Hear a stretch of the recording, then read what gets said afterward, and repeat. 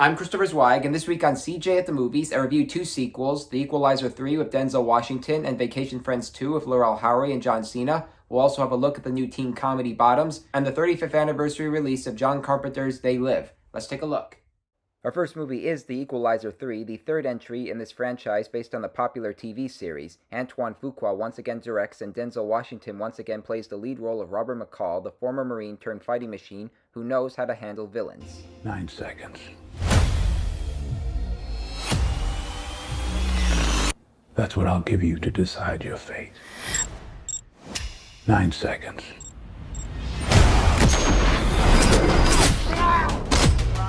This time he finds himself in Alamonte, Italy, where he finds kindness within the residents, so this could be the perfect place to live out his golden years, unless of course they become threatened by a ruthless criminal organization, one that would use violence to make people become the subject of their whims, unless Robert can turn the tables on them. Whatever it is you and your friends do it somewhere else. You warning me? I'm preparing you. Is that a Timex? No, it's a movie. That's the median nerve that I'm compressing. That's a level 3. If it goes to level 4, you will shit on yourself. I wasn't a fan of the first two Equalizer movies, but I think The Equalizer 3 is the best of the three films. Yes, it has to feature some gruesome scenes as presented in the last two, but there's also some entertainment value, and Washington is able to preside over the circumstances, and I like the little man-on-fire reunion he has with Dakota Fanning as a young CIA agent. With Creed 3 and Guardians of the Galaxy Volume 3 in the rearview mirror, 2023 could be a good year for threequels, but I still have more to see to determine that. For now, The Equalizer 3 is something to check out. Besides, I'll take the violence over the blandness of our next sequel, which is Vacation Friends 2, the continuation of the 2021 Hulu hit with Howery and Yvonne Orridge as a mild-mannered couple clashing with party animals John Cena and Meredith Hagner, and now these two couples are married in this wasted sequel. Here's what goes down in the story. Cena and Hagner have a baby. Howery must impress resort owners, and Hagner reunites with her criminal father, played by Steve Buscemi, who gets them all in danger. Ever since he showed up, he turned this relaxing family vacation into total chaos. Who does that? The original film was pretty lousy, but this sequel is even more disjointed, not only for the way they changed the original title Honeymoon Friends to Vacation Friends 2, but also for the way the jokes are inferior to some of the funniest gags I've seen in smarter comedies. For example, Buscemi sends a package to Howery which looks like a bag of cocaine, but turns out to be the ashes of his dead wife. Far cry from the cliff scene in The Big Lebowski. And on par with Horrible Bosses 2, A Bad Mom's Christmas, and Hitman's Wife's Bodyguard, this is one of the worst R-rated comedy sequels I've seen in recent years. Our next movie is Bottoms, a teen comedy that acts like a cartoon and doesn't care about the laws of society. We meet two lesbian BFFs played by Rachel Sonnett and Edebiri, who both have to deal with the homophobia and high school rumors of them spending the summer in juvie, so in an attempt to score up their dream girls, they decide to start a fight club dedicated to giving the girls self-empowerment, which has to resort to violence. I'm gonna finally reverse stalk my stalker! Yeah! I'll be able to kill my stepdad.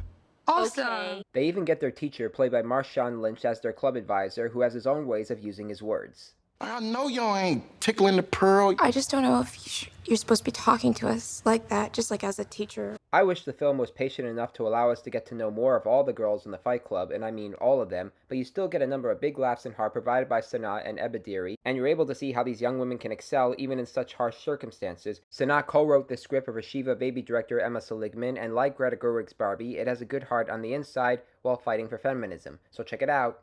And finally, I talk about the 35th anniversary release of John Carpenter's 1988 cult film They Live, a B-movie that has its flaws but actually has some fresh ideas and likable leads. The story takes place in Los Angeles when the late Roddy Piper plays a drifter who finds himself a pair of sunglasses, which makes him see that everyone is controlled by aliens who have placed them in a sleep-like state. At this very moment, those glasses can make him see that select people are aliens with skull faces.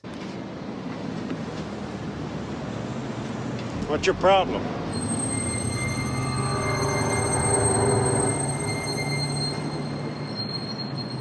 I said, what's your problem? Keith David co-stars as the drifter's co-worker who becomes his partner, but first these guys have a fight when he tries to put the sunglasses on him to prove that humanity is in trouble. It's an alley fight that lasts for about 6 minutes and requires no special effects or noise to make it entertaining.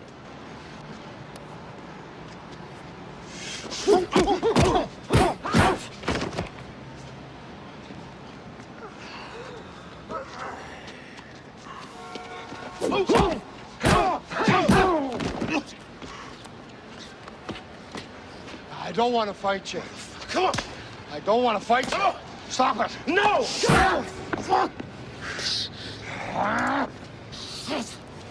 Put on the glasses.